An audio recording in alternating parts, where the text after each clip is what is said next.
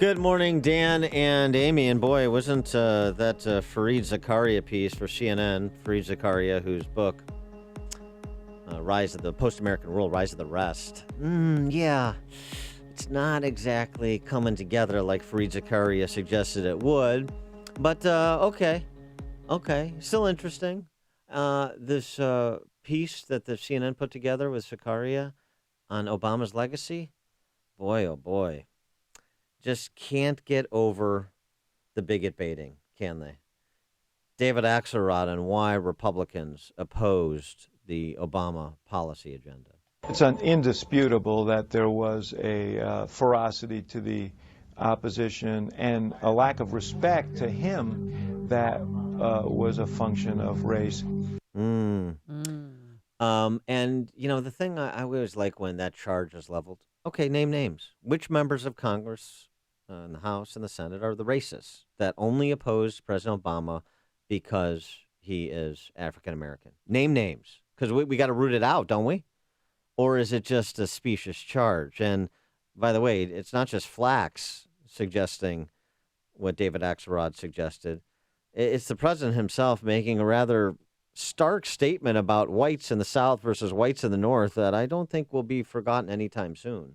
I think there's a reason why attitudes about my presidency among whites in northern states are very different from whites in southern states. So, you know, are there folks whose primary concern about me has been that I seem foreign, the other?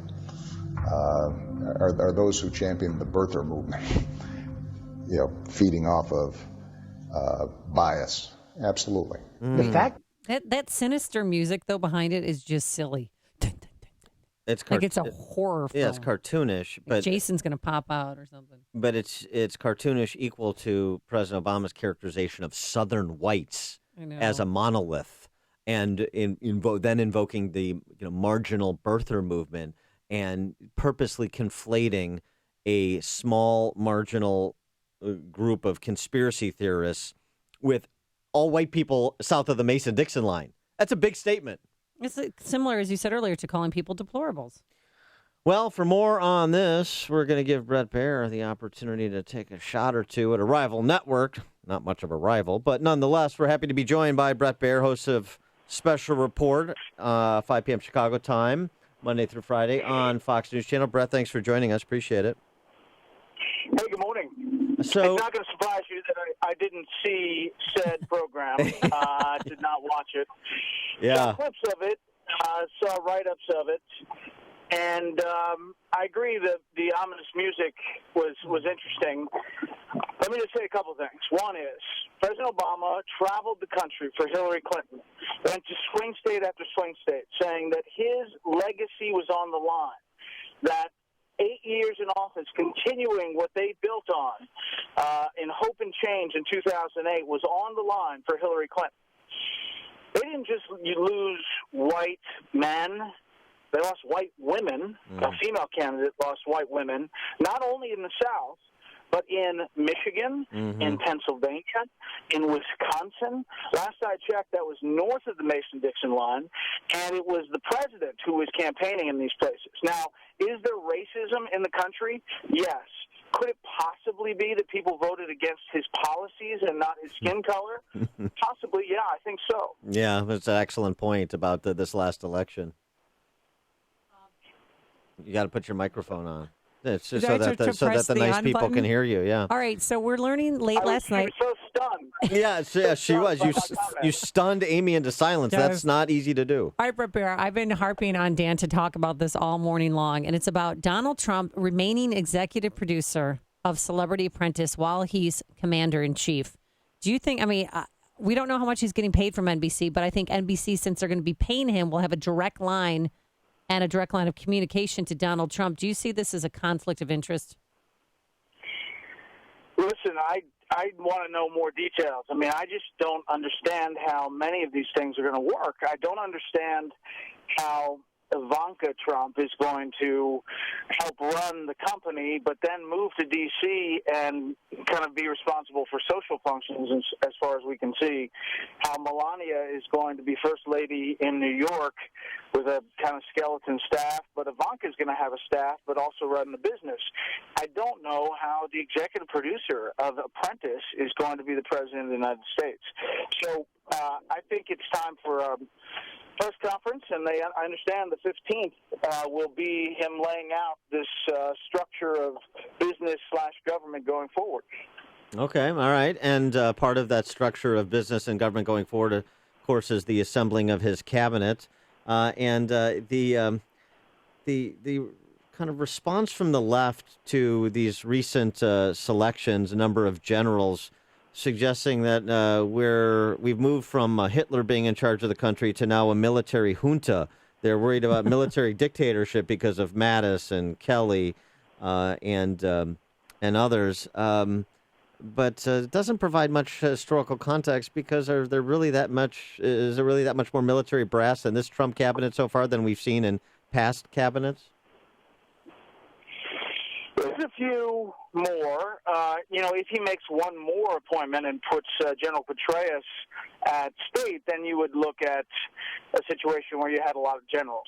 I mean, you'd have General Flynn, NSA, General Mad Dog Mattis at the Pentagon, General Kelly from Southcom at DHS. You'd have a lot of generals. I've got this book coming out in January, 3 days in January, Dwight Eisenhower's Final Mission, about Eisenhower, the farewell speech he gave 3 days before the inauguration of JFK. And it looks back at Eisenhower's time. Well, when he came into office from Truman, he really wanted to get doers. And like Trump, he went outside the box, not politicians. He went for business guys. Mm-hmm. He even went for the head of labor. So they called it 8 millionaires and a plumber was his cabinet. But he specifically didn't want to get military guys because he, as a retired general, he felt that it would send the wrong signal. I think Trump is exactly opposite because he doesn't have that military experience. He wants that type of person that he respects and reveres close to him. And so he's taking the risk about the perception of too many military men in the yeah, and not only that he respects and reveres, right? David French makes this point in National Review Online yesterday that the American people do, right? I mean, the one public sector institution that still enjoys the overwhelming respect of the American people is the military. Exactly. There's also another common denominator. A couple of these guys were essentially tossed out on their ear by the Obama administration. So you have this respect, reverence for the military, but you also have a clear signal that this is going to be a different way of operating national security and homeland security because these guys were essentially early retirement from President Obama. All right. And speaking of General Petraeus, Monday, we've been told, is the big announcement when we're going to find out who's going to be the next Secretary of State. Are any of your sources inside D.C. giving you a hint as to who it's going to be? Well, I think Donald Trump is leaning towards the businessmen for this particular spot. I think Rudy Giuliani has lost a little bit of luster in that race. I think Romney is still in it, but I think Rex Tillerson from Exxon is impressed, the president-elect. He's going to have another meeting, we're told. He met with Alan Mulally, former CEO of Ford, yesterday. I think he's sensitive, at least in the perception, about General Petraeus and all that would take in a confirmation hearing for him. So if I was to bet, I would say a business person, and that Mitt Romney is not out of it. Well, yeah, that's interesting. I mean, see, Amy has a crush on Mitt Romney, and I have a crush on John Bolton, and so that's why we're. But here's the thing. I mean, if you thought the reaction to the left was Chicken Little-esque to Scott Pruitt for EPA, could you imagine the CEO of Exxon being named Secretary of State and what that is going to generate on the Hill? Oh, yeah, it'd be a ton. What was brilliant is that Trump and Ivanka Trump President-elect and his daughter meet with Al Gore, and Al Gore comes out and says they had an interesting meeting, and the right goes crazy, and then 2 days later they say Scott Pruitt will be the EPA administrator. And then the day after, that pretty much sent the signal. Right, and then the day after that, he's talking with DiCaprio about green jobs. He's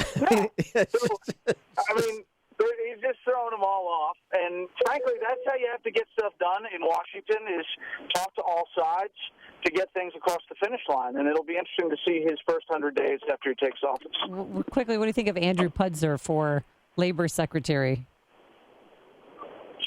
Yeah, another one that, on the left, people's heads are exploding, and they just can't get the grasp of this. And frankly, a lot of these bureaucracies are huge. They're massive, and they need people that can handle big companies to restructure them, especially. So even any of these guys, these former military, are going to have people below them that structurally are managerial in nature. Yeah, and I mean, Puzzer, my head's exploding with Puzzer because I'm rewatching all those Carl's Jr. Television ads. But here's the other thing about all these cabinet secretaries that we're obsessing about now. 6 months from now, 1 in 10 Americans will be able to name who some of these cabinet secretaries are. I mean, I wonder how many people could name today who the EPA or the Department of Education secretaries are. I mean, they kind of fade into the woodwork. Most of them do once this thing gets rolling. Exactly. So you'll deal with a confirmation hearing that'll create some buzz, but they'll get through because the Republicans have the votes, especially after the Democrats change the rules. All they need is 51. And, it'll make a splash, and then they'll get to the business of actually doing the job, and America will totally forget who they are. Yeah. All right. He is Bret Baier, the anchor of Special Report on Fox News Channel, 5 p.m. Chicago time, Monday to Friday. And the forthcoming book, again, the title, Bret, coming out in January? 3 days in January. Dwight Eisenhower's Final Mission comes out January 10th, and you can pre-order it anywhere. Excellent. We're going to do that. Bret, thanks so much for joining us. Appreciate it. All right, we'll see you. Thanks, Bret. And he joined us on our turnkey.pro answer line. If you're